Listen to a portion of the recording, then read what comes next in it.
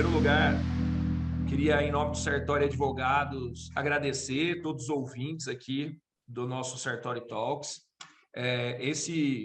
Essa presença ilustre aqui do Ricardo Duarte e do professor Gladstone Mamed vai ficar gravada no YouTube, então depois a gente vai poder disponibilizar, porque com certeza vai agregar bastante.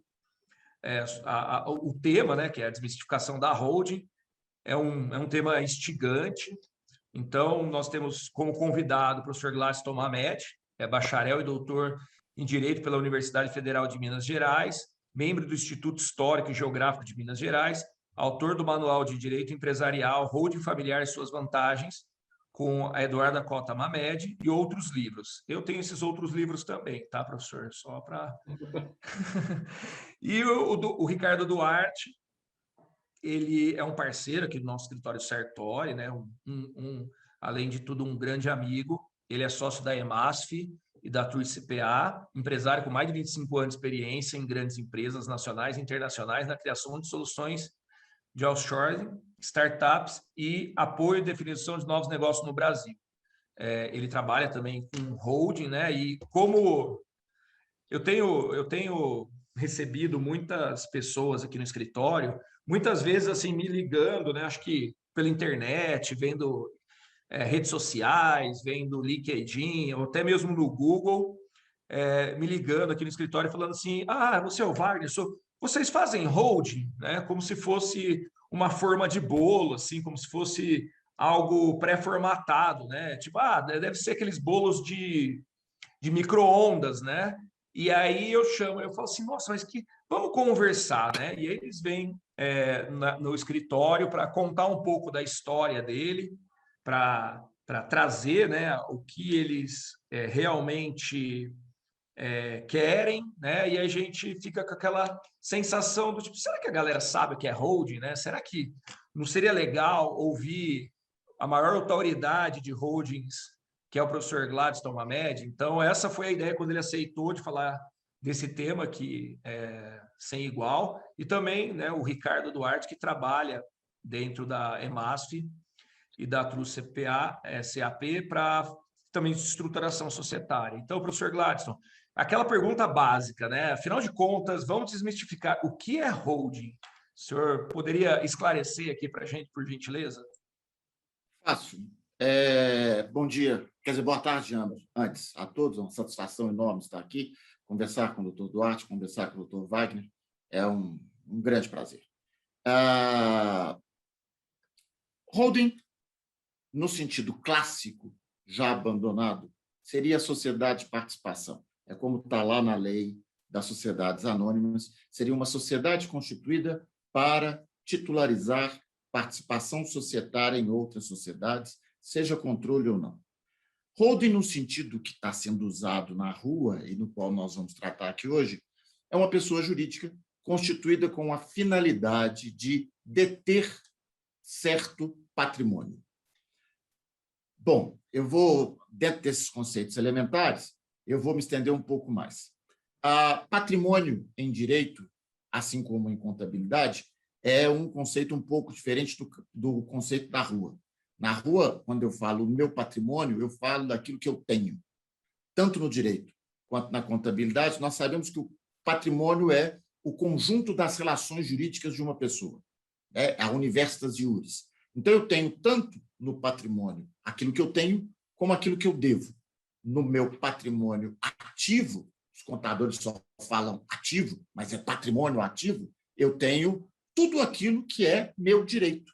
Créditos, bens imóveis, bem imóveis, direitos passíveis de cessão e etc. No meu patrimônio passivo, tudo aquilo a que eu estou obrigado e, obviamente, nos dois campos, obrigações com expressão pecuniária, coisa que eu posso transformar em dinheiro, coisa que está no comércio, né? Os meus deveres para com meu filho não estão no patrimônio passivo, os meus direitos para com a dignidade, etc., não estão no patrimônio ativo. Então, o que vai acontecer quando eu constituo uma holding? O meu patrimônio, ou parte do meu patrimônio, se eu tenho mais sócios, o nosso patrimônio, ou parte do nosso patrimônio, passa a ser titularizado por esta sociedade. A expressão holding vem do inglês to hold, deter. Então, é isso, é uma sociedade constituída para deter o patrimônio. Isso é o elementar, é o piso.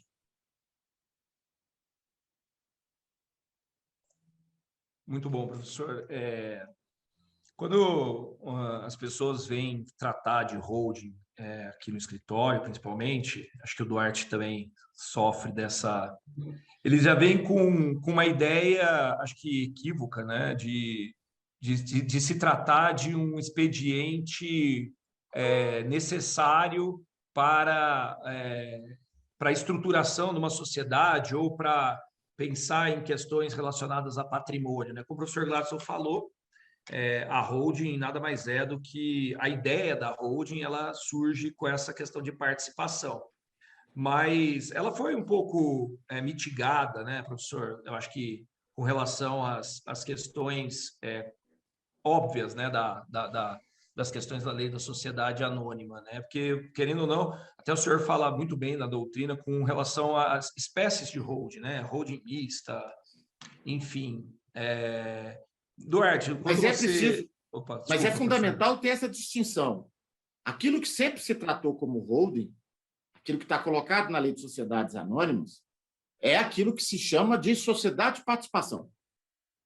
Aquilo que a sociedade atual, que o mercado atual está chamando de holding, não é aquilo, é uma outra coisa. É o que a gente poderia chamar genericamente de uma sociedade patrimonial, se pura, ou uma sociedade patrimonial e operacional, se mista. Então, são duas situações diversas. É preciso pontuar Pontuar. e fazer um comentário extra. Essa distinção, essa evolução, ela é maior do que meramente patrimonial. Tanto que a ela corresponde o surgimento de um neologismo no direito brasileiro, no vernáculo, que é a expressão pejotização. Criar uma pessoa jurídica. Então, Exato. eu posso pejotizar, perdão, odeio a palavra, mas vamos nessa. Eu posso pejotizar, para deter um patrimônio, como eu posso pejotizar para representar as minhas relações de trabalho, para prestar serviços, né? Surgiu no começo como uma espécie de fraude ao direito do trabalho, evoluiu muito rapidamente, principalmente entre nós professores. Por quê? Porque é interessante, dando cursos rápidos, cursos pequenos, daqui, dali, da acolá, ter a minha pessoa jurídica, a minha PJ, como se diz, pejotizar-me para que aquela pessoa possa fazer contratos em lugar daquele tradicional, antigo, desagradável RPA, né? Recibo de Profissional pagamento autônomo. autônomo, do passado. É verdade. O Duarte, também, quando vocês fazem a conversa com o empresário, você também tem essa sensação, como o professor Gladstone bem destacou, né? Da busca dessa pejotização, né? E como que você trabalha no dia a dia com essas situações aí na EMASF? Bom, primeiramente queria agradecer você, Wagner, pelo convite, Dr. Gladson também, prazer em conhecê-lo. Assim, realmente, como você colocou, Wagner, os empresários nos procuram, né, com essa necessidade de entender como é uma holding, qual o benefício traz isso para o nosso negócio, né, e olhando para esses aspectos, a gente busca muito entender qual é a necessidade, né? Qual é o propósito? Por que ele está buscando a criação da holding, né? E aí a gente desenvolve algumas ferramentas aqui, né? Ou metodologias, né? Para tentar entender o que está por trás dessa necessidade, dessa criação, porque muitas vezes a gente acaba concluindo que não era necessidade de uma holding que ele precisava criar nesse momento, né? Tem outras coisas que a gente precisa preparar, estruturar a companhia para depois pensar nisso, né? Você tem dois aspectos, né? O primeiro, como o doutor o Gladstone comentou, né? Já de iniciar uma jornada, né, da companhia, de constituir já a holding, e em cima da holding ter a detenção da empresa que seria a operacional, né? Isso muitas vezes não acontece no mercado, né? A gente percebe que abre a empresa, fica aqui, durante o processo é que eles pensam numa estruturação de ter uma holding ou visando uma melhor governança corporativa, uma proteção, vamos dizer assim, entre aspas, do patrimônio, uma melhor efetivação e separação dos negócios, um benefício fiscal, caso, dependendo, né, caso a caso, né, a gente tem que estudar isso, de um eventual benefício fiscal, né? Então, bem... O que a gente faz aqui na Emasf é mais entender mesmo a necessidade, buscar qual é o propósito dessa constituição, dessa holding, e direcionar o empresário da melhor forma possível, né? Porque tem custos, né? E aí tem que ser avaliado qual o benefício direto e indireto dessa constituição da holding. O que você pretende, se é possível obter com a holding, e quanto custa? Está disposto a pagar? Vou dar um exemplo que eu acho fenomenal. Eu conheço uma holding que foi constituída por conta de um filho rebelde.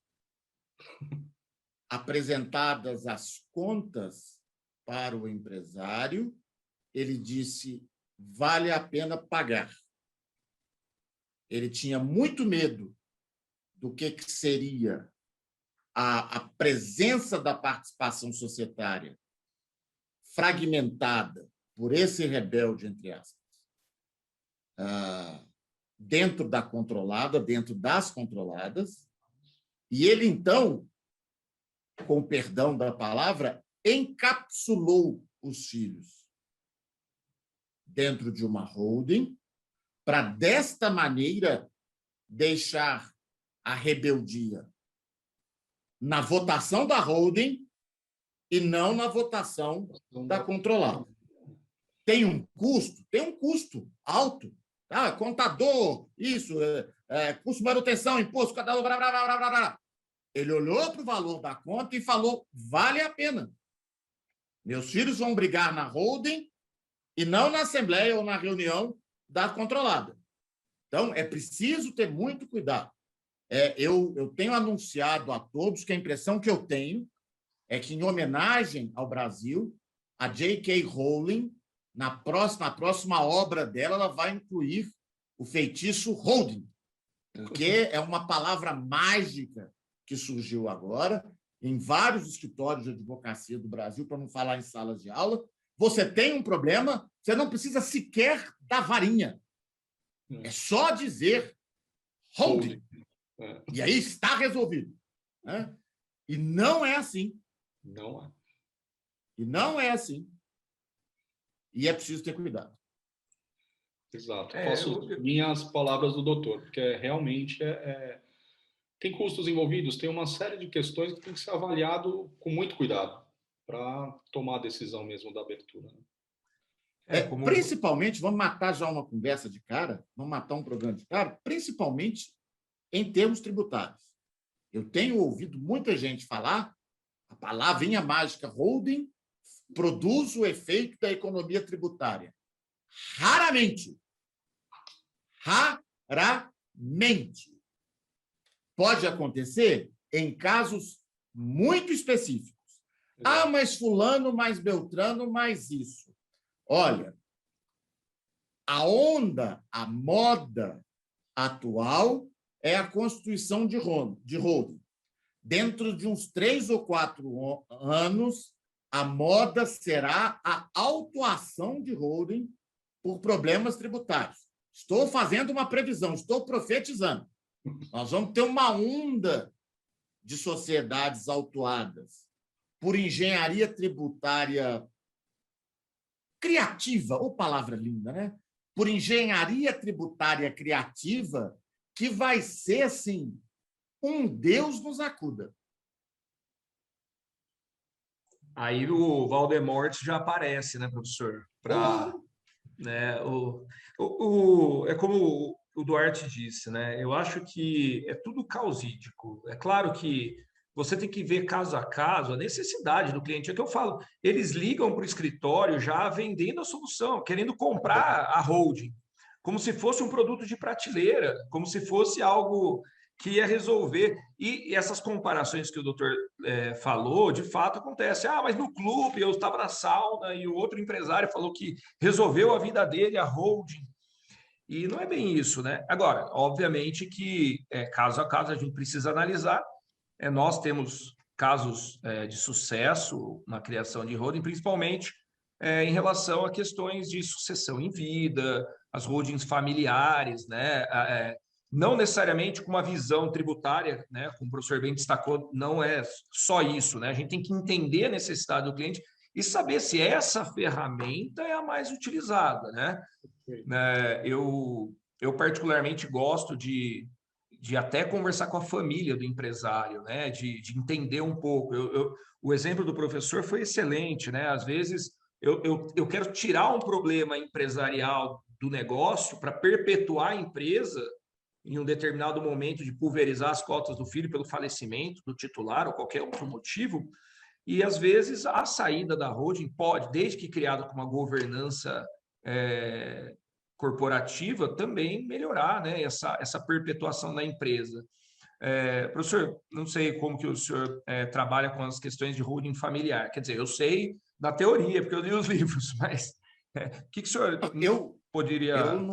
Eu não advogo, eu sou apenas um teórico. Quem advoga é a patroa. Mas... então, chama Eduardo. Próxima live com o Eduardo Alamed. Mas isso faz parte de uma advocacia de passado dela, já não mexe mais com isso. Eduarda, hoje em dia, trabalha com algo ainda mais complicado e mais raro, que é direito minerário. Trabalhou com holding no passado e foi justamente esse casamento entre um teórico e uma advogada que resultou nestes livros. A necessidade de dar tratamento teórico a algo que estava sendo feito e explorar as suas possibilidades. O senhor falou uma coisa que, para mim, é essencial quando se fala não em holding, mas quando se fala em sociedade. Conversar com sócios. Quando se faz em holding, também. Quando se fala em holding familiar, ainda mais. O mais fantástico, o mais fenomenal, o mais fascinante que a holding e qualquer outra, entre aspas, desesperado, envergonhado pelo neologismo, qualquer outra pejotização envolve, é o fato de que a toda pessoa jurídica corresponde um ato constitutivo. Corresponde ou um contrato social ou um estatuto social. Este contrato social desenha a pessoa jurídica, desenha a sua estrutura, desenha o seu funcionamento. Eu tinha o costume de dizer para os meus alunos, que sempre odiaram direito empresarial, e eu nunca entendi por quê, que no âmbito do direito, o mais próximo de Deus que você vai chegar. Deus pegou o barro e fez o homem com 2 braços, 2 pernas, etc. E você, pegando o barro das leis, fará a sua sociedade com 1 conselho, 2 conselhos, 3 conselhos, nenhum conselho, um presidente, um diretor, balanços trimestrais, balanços semestrais, balanços anuais, aí é o mínimo que a lei aceita. Isso, aquilo, aquilo outro, obrigatoriedade de acordo, votação com 100%, 92%, 76,32%. Você tem toda essa faculdade de dizer vai acontecer isso, vai acontecer aquilo, vai acontecer outro. Numa holding de um amigo, eu cochichei para ele, e vai aqui um segredo, não está nem no livro, eu falei, olha, coloca uma cláusula intuito família. E a holding da família diz, esta sociedade é constituída intuito família. Se você tem um conflito, o julgador terá que levar em conta aquilo que está expressado no ato constitutivo. Esta sociedade foi constituída em virtude, focando, atenta à família. Todas as soluções que não atendem à família, portanto, envenenam a intenção que foi colocada ali dentro. Então, eu não sei como as pessoas não se fascinam pela oportunidade que a constituição de uma pessoa jurídica lhes dá. Eu não sei como é que elas se dão por satisfeitas de copiar o mesmo modelo, de não exercer esse poder fenomenal de, ouvindo sócios, que no caso da holding familiar são os familiares, apreender-lhes as necessidades, os medos, os anseios, as dificuldades e traduzir isso em cláusulas de um contrato ou de um estatuto social. Para mim, a coisa mais fascinante da holding, o grande mistério, o grande pulo do gato, o grande barato, se me perdoe, é esse. Você pega, por exemplo, família. O direito de família não estabelece regras entre irmãos, não estabelece regras entre primos, não estabelece... As regras são parcas, estão ligadas diretamente a afeto, respeito e etc. Quando eu constituo a holding familiar, naquele ato constitutivo e nos chamados side letters, nos outros atos, os chamados atos parasociais, regimento interno, código de ética, todos aqueles que eu posso editar, eu estou criando regras. Então, se por acaso no almoço de domingo, por causa do jogo de truco, me é lícito jogar a vasilha de macarronada na cabeça do meu primo, do meu irmão, do meu cunhado, porque eu acho que ele está furtando no truco, no que diz respeito ao patrimônio, eu não posso fazer isso porque eu tenho um dever de bom comportamento, de comportamento urbano para com sócio. Eu posso ser expulso de uma sociedade se eu tacar o prato de macarronada na cabeça do meu sócio. Então, o grande que é essa possibilidade de dar regulamentação, dar regramento próprio ao que lá no direito de família não tem. Não, é fascinante essa visão que o senhor deu aqui para nós, né, para todos que estão nos ouvindo, até porque, como o senhor falou, né, o grande diferencial do direito societário é você conseguir criar para o negócio um corpo, né, jurídico com cláusulas ali pré-estabelecidas para se evitar, né, um conflito. O grande objetivo do direito societário, penso eu, é criar essas regras exatamente para, como o senhor falou, ter uma consequência, né, em caso de conflito. Se você utiliza, com respeito da palavra, mas um contrato modelo, que temos até a DREI disponibiliza, um modelo é só preencher ali os dados dos sócios, né, para ter o CNPJ, legal, você vai ter atividade econômica ali via sociedade, mas isso não é isso o direito societário. O direito societário não é ter o CNPJ, né? O direito societário vai além, é exatamente estabelecer as regras dentro ali do negócio e, como o senhor falou, ouvindo sócios, né, para você poder estruturar o negócio e estruturar regras e explicar. Eu gosto muito de explicar, né? Hoje eu tive uma reunião exatamente nesse sentido. Eu fiz um contrato social, encaminhei para o cliente o draft, falei, ó, isso é um draft. Ele é apto para registro, mas não é isso que eu quero. Eu quero saber desse draft, eu vou explicar ponto a ponto. Por que que eu tenho uma cláusula de dissolução parcial de sociedade? Qual que vai ser a forma de apuração de haveres em caso de conflito, né? Duarte, você também, eu sei que você trabalha com questões relacionadas a conflitos societários, principalmente em momentos de dissolução de parcial de sociedade, né? Você trabalha com... Como que você vê também isso que o professor Gladstone falou, né? Na estruturação da empresa, como que você também pensa... Claro, eu penso muito parecido com o doutor e com você também, Wagner, porque é muito importante. Quando tem uma briga de sócios, né? Se não tiver muito bem definido ali as regras, né? E aí isso passa por uma questão desde da constituição da empresa, né? Da companhia, os atos societários, mas também esses adicionais, né? Então, ter um bom acordo de cotistas, né? De sócios, então, e ali definindo bem claro quais são as regras, entender também a maturidade da empresa, né? Que esteja apta a ouvir, né, nossas sugestões de constituição, porque isso dá garantia para eles num determinado momento, numa determinada situação de que a sociedade não vai bem ou como isso possa acontecer, né? Falando especificamente de empresas, sem entrar nessa questão familiar, né? Então é muito importante você ter todas essas estruturações, né? Ter os acordos de sócio, ter as regras bem definidas da gestão, a política clara, né, para atuação de um e de outro, a possibilidade de constituição de um comitê, né, ou de um board, ou de um comitê executivo, um comitê fiscal, desde que eu gosto de frisar muito que é caso a caso, né? Depende também do tamanho, do porte da empresa, mas é bem saudável você ter esses mecanismos para garantir isso, né? Para ter uma vida mais fácil, né? Numa possível discussão, num possível acordo ou até uma quebra da sociedade, vamos dizer assim, né? Professor, eu até pensei, Duarte, dentro disso que você estava falando, né?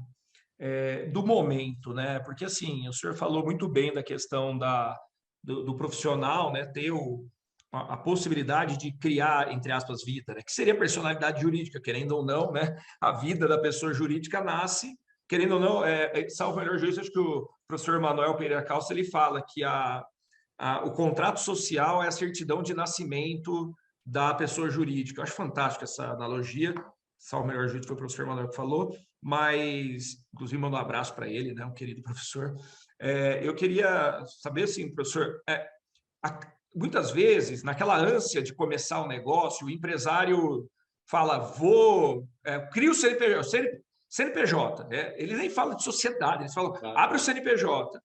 E aí, depois que eles começam a sentir a necessidade, né? Assim, com relação ao momento, professor, eu sei que o senhor pensa muito, é bem teórico, mas nessa questão de momento, qual seria o melhor momento para se pensar na estruturação? Óbvio, na Constituição, mas o que o senhor orienta? Até porque para evitar esse conflito, um futuro e a preservação até do próprio negócio, né?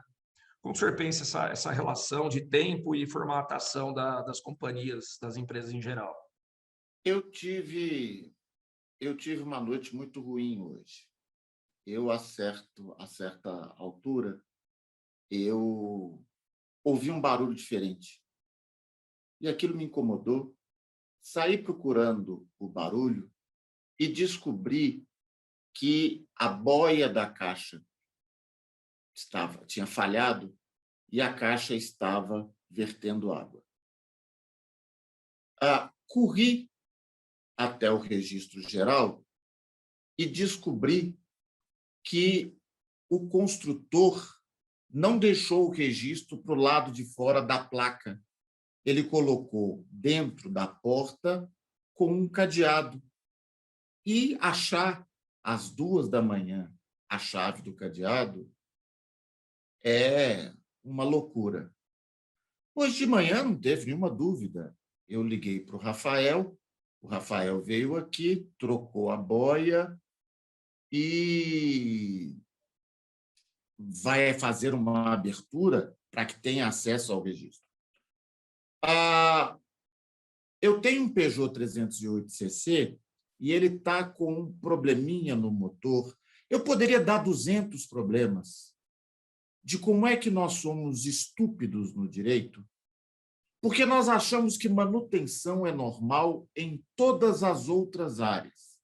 Manutenção da casa, manutenção do carro, manutenção do computador, seja o hardware, seja o software, manutenção disso, manutenção daquilo. Médicos estão fazendo manutenção. Antigamente, você só ia ao médico quando você tinha problema. Eu agora sou arrastado pela minha mulher uma vez por ano, e aí ele coloca um remédio, tira um outro remédio, ele faz manutenção.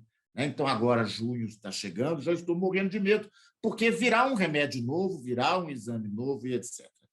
Aqui, nós que somos estúpidos, nós achamos que uma pessoa jurídica, né, pode ser a palavra mágica, né, vamos mandar para J.K. Rowling. Holding, como pode ser CNPJ. Uma vez criado, está resolvido.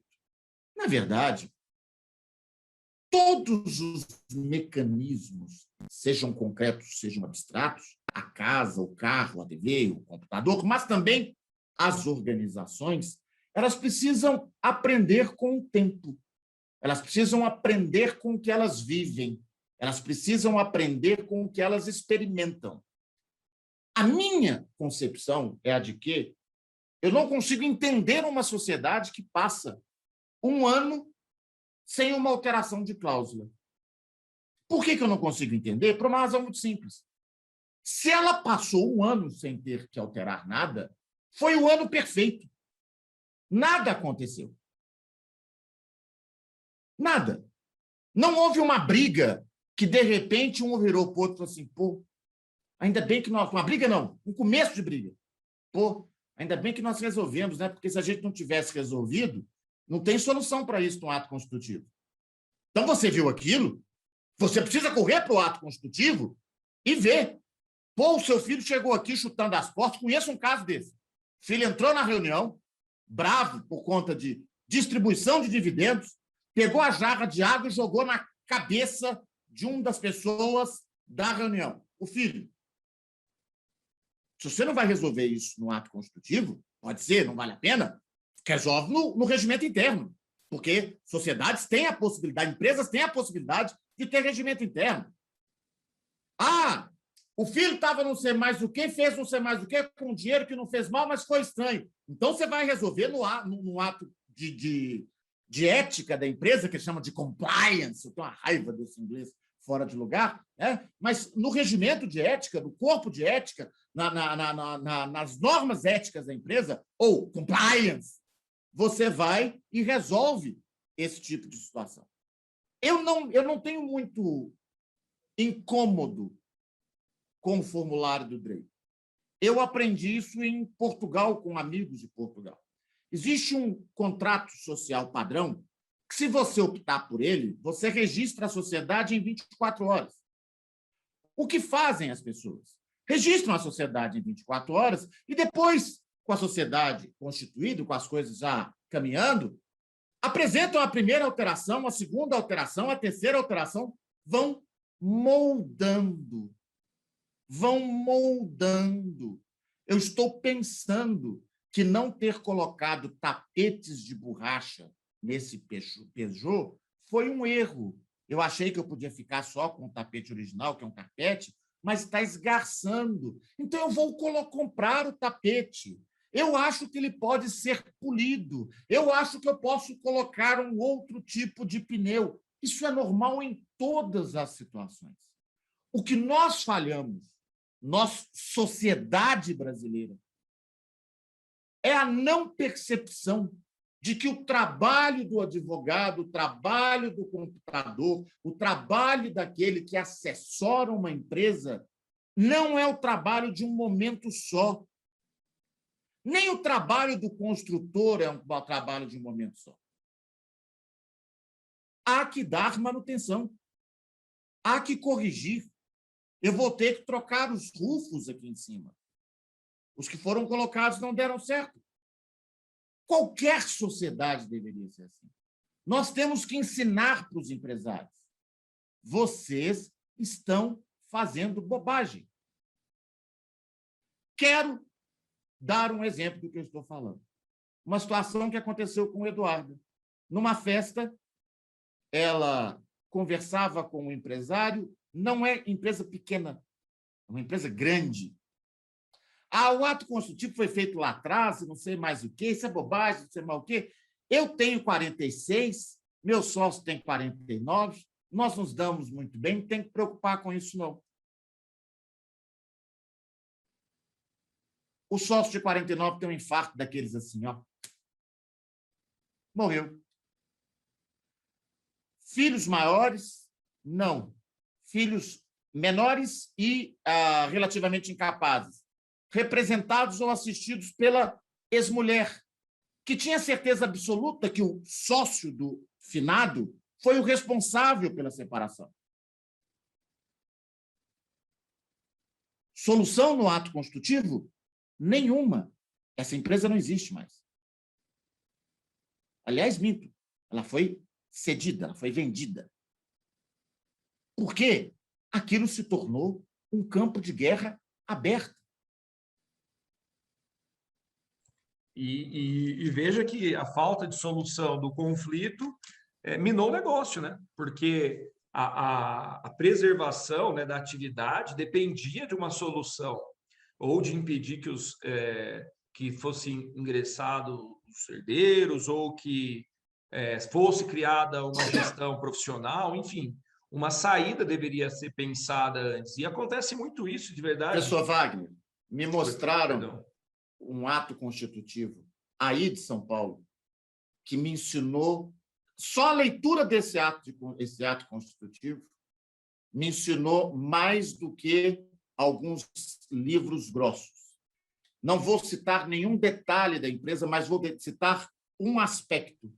Cita o NIRI para a gente, professor, pelo menos eu baixo. Depois... Ah? Não. É uma empresa familiar. É uma empresa familiar judia. É uma empresa familiar e eles são judeus. Há uma cláusula que diz que, se por acaso houver empate, não se atingir o quórum para decisões administrativas, não são jurídicas, não. Conveniência. Vamos comprar esse lote, não vamos comprar, vamos vender isso, não vamos vender, etc. O rabino da tal igreja, da tal sinagoga, tal de tal lugar, será o árbitro. O que essa família fez, dentro das suas convicções, etc., foi resolver um impasse de administração.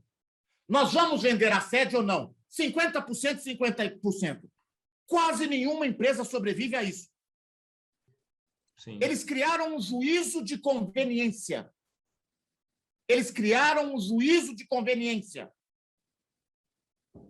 Excelente. Genial. Genial. Genial. Dentro das convicções deles, né? De ter ali o rabino como uma pessoa imparcial e que pensaria no que é melhor dentro, inclusive, das crenças deles. Genial. Mas, veja bem, não é preciso ser o rabino. Ah, sim. Eu tenho essa possibilidade de atribuir isso a trocentas pessoas. Sim. Uma comissão de arbitragem de conveniência, que não é arbitragem jurídica, de administradores, de contadores, de não sei mais o que. O ato constitutivo me permite dar a porta para um mundo que eu crio, a bem do objeto da sociedade. A bem do negócio, se é um negócio, a bem da empresa, se é uma empresa, que pode ser uma sociedade simples, mas me permite achar e definir soluções para tudo que pode acontecer. E o bom profissional, só de esticar os olhos, ele já vê que algumas coisas podem acontecer. Me dá o exemplo. 50%, se é possível, 50%, 50%, arranja uma solução. Arranja uma solução. Tem razão.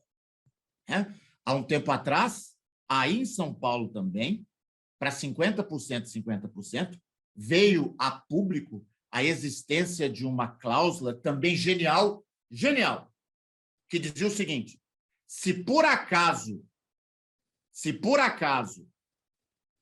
os sócios empatarem e chegarem ao impasse, cada um deles formulará um preço pela participação do outro. A hora que abrir, aquele que tiver feito a oferta maior tem o direito de comprar a participação do outro. Pronto, eu achei uma solução para o impasse. Esse caso é famoso. Você não vai jogar o valor lá embaixo porque você pode ser comprado, também você não vai jogar o valor lá em cima porque você não tem o dinheiro para pagar. Exatamente. Então, perceba que o mais interessante é você tem essa possibilidade. E voltando para o nosso tema, ela pode ser colocada lá na sociedade operacional ou ela pode ser colocada numa sociedade cuja função é ser titular. Então, isso acaba, no caso da holding, que é essa segunda sociedade, eu acabo tendo que pensar algo diverso, porque a holding me dá um acesso remoto ao patrimônio. Ela me dá uma passagem. E eu pensarei essas regras em termos desta passagem. Com Com certeza. Bom, queria também, antes de dar a palavra para o Duarte, agradecer aqui a presença do professor Pablo Arruda. Ele até disse que esse tipo de cláusula ele chama de PAS, processo de arbitragem simplificada, não arbitragem prevista na lei, mas o dever de deliberar de acordo com a opinião do consultor externo eleito, que servirá ao cabo e ao fim como voto de Minerva. Professor Pablo, muito obrigado pelas palavras. É uma honra ter outro professor a aqui. questão é, não é propriamente um voto de Minerva, porque o voto de Minerva se dá dentro da Assembleia, mas ele foi perfeito. Sim. É um consultor externo, que neste caso foi religioso, não precisa ser religioso, mas eles cumprem uma função específica de resolver esse impasse. Eu tenho um grande amigo em Portugal que trabalha, que saiu do Brasil, foi para Portugal, tem uma experiência de mercado muito grande e tem sido contratado para a última moda dentro das companhias e sociedades portuguesas, que são conselhos consultivos com poder de veto para determinadas coisas, cuja função é garantir a inserção de empresas portuguesas na melhor governança, no que eles chamam melhor governo, para se inserir no mercado global. Isso é lícito? É lícito. Desde que eu faça certinho dentro do ato constitutivo, eu posso recorrer. Tudo isso são tecnologias jurídicas novas que nós temos que assimilar, mais do que palavrinhas mágicas. Não, perfeito. Duarte, inclusive, não sei se você tem alguma, como o professor fala, né? Essas cláusulas que nos permite um juízo até de conveniência, né? Eu sei que vocês também trabalham com instituição, não só de holding, mas de empresas em geral, e eu sei que eu já participei, inclusive, dos processos de vocês, da entrevista que vocês fazem com empresários, né? E como que você acha essas soluções, que é disruptiva, de verdade? Não tem um livro do professor Gladstone, um livro de qualquer colega meu, não vou me comparar, pelo amor de Deus, o professor Gladstone, os demais, só a capa. Mas, assim, acho que, né, essas 50 minutos que nós estamos conversando aqui já foi melhor do que um livro de 300 páginas. Duarte, traz um depoimento também da EMASF, eu sei que você trabalha com isso também. Sim, a gente encontra alguns impasses, né? Assim, não, para nossa sorte, não muitos, né? A gente conseguiu equilibrar bem essa questão com clientes, né? E com a própria sociedade, né? A gente tem uma gama grande de clientes aqui, mas esses pontos que o doutor Gladstone colocou, né? Faz a gente refletir, né? Muitas vezes quando na constituição da empresa ou até mesmo alterações, né, durante a vida empresarial desse CNPJ, vamos dizer assim, né, é importantíssimo, né, porque você consegue simplesmente identificar um problema, resolveu naquela hora, mas já colocar ele de uma forma formal para que quando aconteça novamente está calçado ali num acordo, numa regra, numa política ou no compliance, né, doutor, que virou a questão, né, de ter essas, que nada mais é que uma regra, né, uma política de melhor conduta. De melhor conduta, exato, tinha me fugido da palavra, de melhor conduta para os dois lados, né, ou se tiver mais sócios, né, vamos dizer assim. Então é bem importante. O que a gente costuma fazer, né, nesses questões de constituição de companhia ou até mesmo de planejamento, sucessão, né, é ter essa conversa com os sócios, né, é ouvi-los, né, para entender realmente a necessidade em cima dessas coletas de informações, né, desse trabalho de ouvinte, né, colocar isso de uma forma adequada para o negócio, né? Então, desde um planejamento e um estudo tributário, fiscal, o levantamento dos ativos, né? Se for o caso do empresário, né? Tanto empresarial como da própria pessoa física, né? Vamos dizer assim. De repente, fazer uma avaliação do valor de mercado da companhia para deixar isso claro para ambos os sócios. Pensar em novos negócios, né? Então buscar uma criação de novas oportunidades, né? Olhar para o produto, né? Ou para o serviço que a empresa oferece hoje e traçar um plano. Pô, vou fazer lançamentos de produtos, vou fazer lançamentos de soluções novas, como que vai fazer isso? Onde eu vou captar esses recursos? Buscar até mesmo uma internacionalização, dependendo da companhia, qual o tipo de produto, o que ela quer para expandir, né? Não ficar só no mercado local. Hoje a gente vê muitas startups com esse pensamento, né? De buscar esse recurso fora do Brasil, tem uma ideia e consegue canalizar isso e ter um ganho de escala, e o dinheiro está lá fora, né? Então, você tem que pensar nessa estruturação de como fazer isso fora, preparar esses profissionais que estão aqui para essa internacionalização, né? Ter um segundo idioma para facilitar a conversa, ou buscar alguém fora que tenha isso, estruturar esse processo de sucessão, né? Porque os empresários muitas vezes tem prazo, né? Acaba acontecendo alguma coisa, né? Os filhos estão envolvidos, eles fazem parte do negócio. Putz, tem aqui uma empresa de tecnologia, mas um filho do sócio é médico, a outra é arquiteta e não querem intenção de continuar com a empresa. Como que a gente vai fazer isso, né? Então, vamos buscar uma sucessão, vamos buscar uma profissionalização da companhia, coloca a família para o comitê ou para o board e profissionaliza com profissionais adequados para aquela função, né? Então, tem uma série de coisas que a gente tenta, de uma maneira bem particular, específica e profissional, né? De dar esses caminhos para o empresário, né? Pensando sempre no propósito, né? Desse empresário, da companhia, e buscar o sucesso, né? Então, basicamente, é um dos nossos nortes aqui na companhia, né? De buscar essa excelência, né? De trazer essas soluções aos nossos clientes. O professor Duarte, dentro do que você está falando, né, de conhecer o propósito, né, de buscar o empresário, também me recordando aqui do professor Glaucio comentando da questão de ter o poder de construir a pessoa, e de fato, né, cada pessoa natural é diferente uma da outra, o modo de pensar, o modo de agir, embrionário, né, a criança, o negócio é muito Mesma coisa. é a mesma coisa, né? Fica maduro, né? E como o professor Glaucio falou, a gente precisa de manutenção, precisa de ortopedista, precisa, né, Mas nós pediatra. precisamos, nós do direito, precisamos também saber ouvir. Veja, o professor Duarte colocou uma série de alternativas, de posturas, de soluções, de métodos. O advogado deve ser capaz de participar disso, de ouvir e traduzir a estratégia em normas. Normalmente, ou em regra, aquele que é um especialista de uma outra área poderá se embolar com as expressões do direito, seja o contador, o economista, o administrador, o mercadólogo e etc.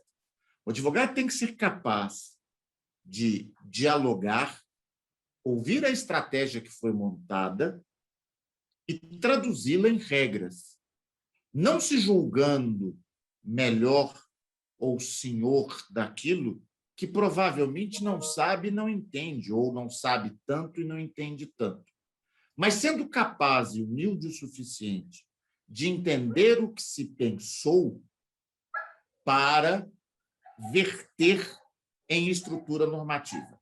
É claro que o advogado sempre terá o poder de veto, um poder poderoso que é dizer a lei não permite. Exato. Isso é ilegal. Isso é crime, que é pior ainda. A Constituição não deixa. Então, é claro que ele tem um veto que é muito forte, na medida em que ele conhece aquelas bases. Eu costumo dizer, por que fazer direito empresarial?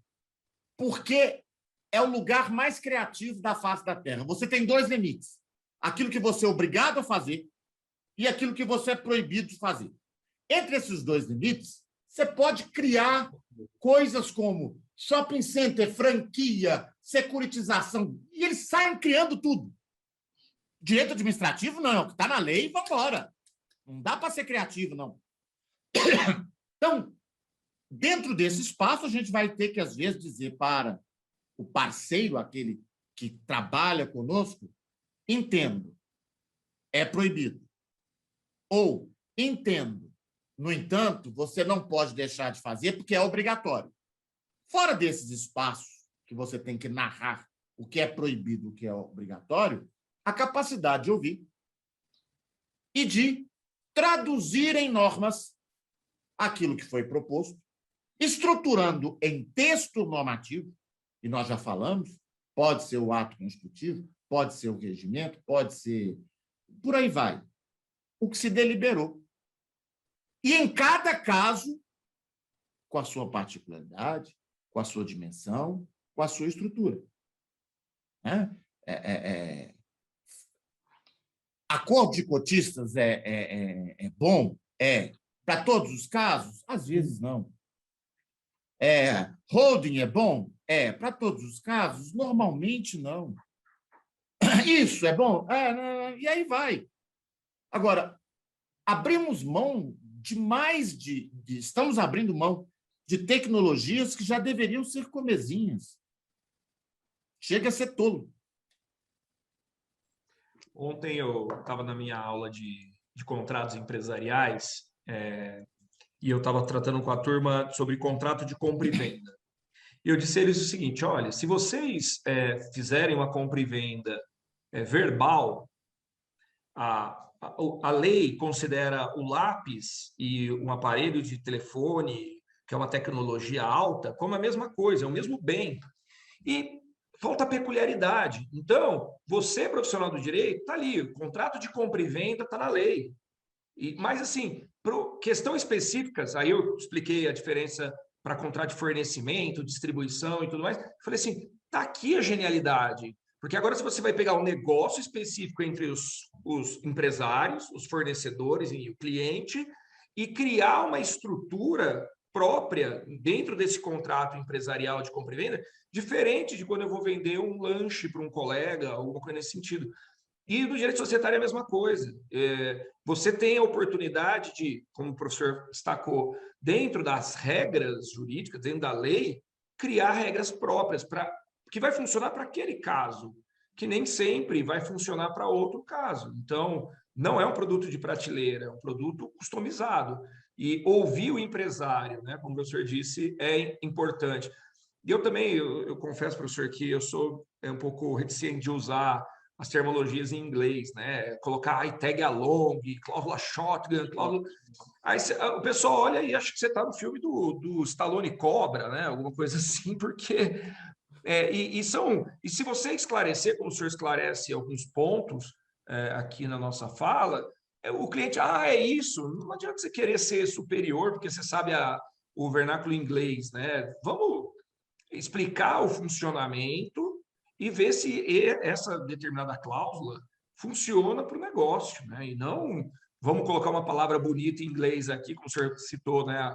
O compliance dentro das regras nacionais tem uma legislação que trata desse tema, mas não é compliance. A gente usa porque veio do direito norte-americano, né? Infelizmente. Mas, nós falamos, eu chamei a atenção, não só a capacidade de ouvir o empresário, mas ouvir os outros consultores. Capacidade de trabalho multidisciplinar. Exato.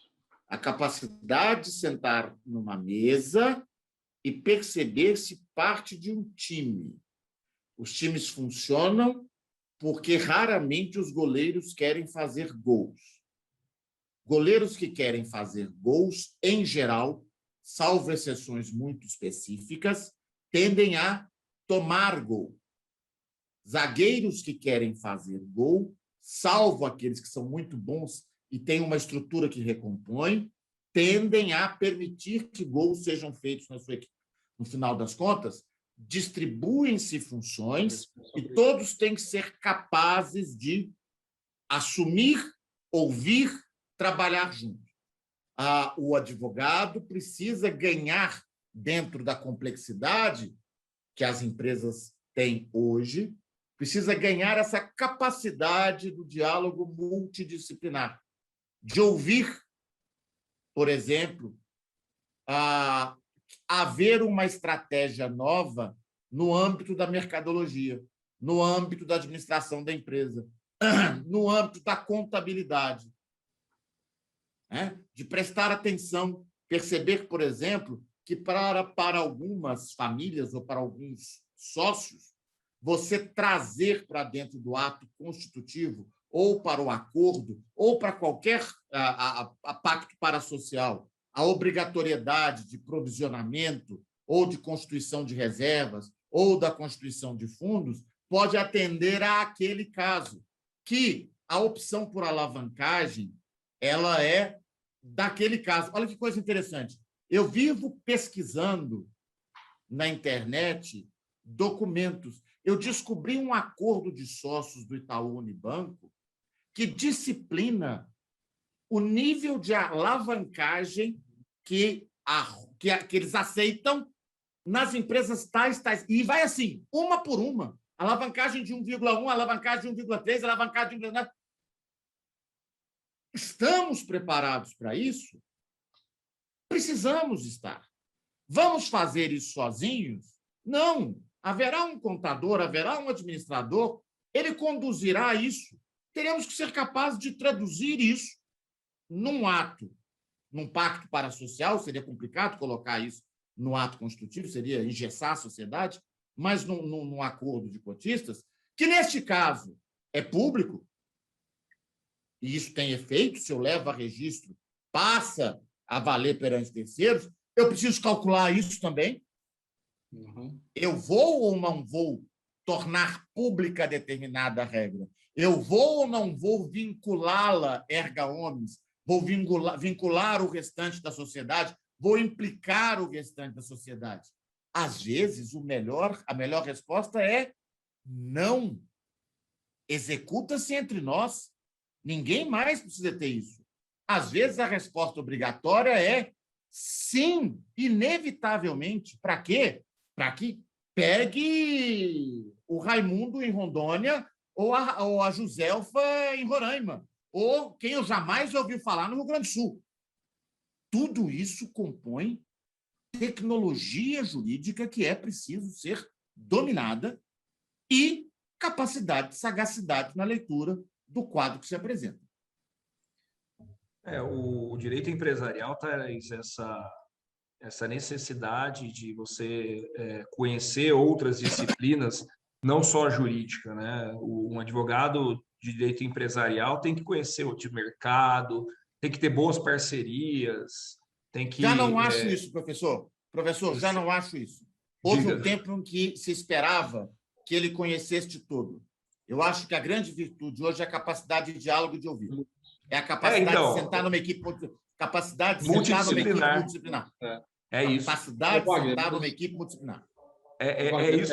Você ter esses advogados, por exemplo, aqui no escritório nós temos advogado especializado em direito público, licitação, concorrencial, societário, contratual, contencioso, recuperação judicial e assim por diante. E parceiros fora da área jurídica, como o caso da EMASF, por exemplo, que trabalha, né, Eduardo, desculpa, eu cortei sua palavra, mas que para dizer assim, eu, Wagner, não sei de tudo.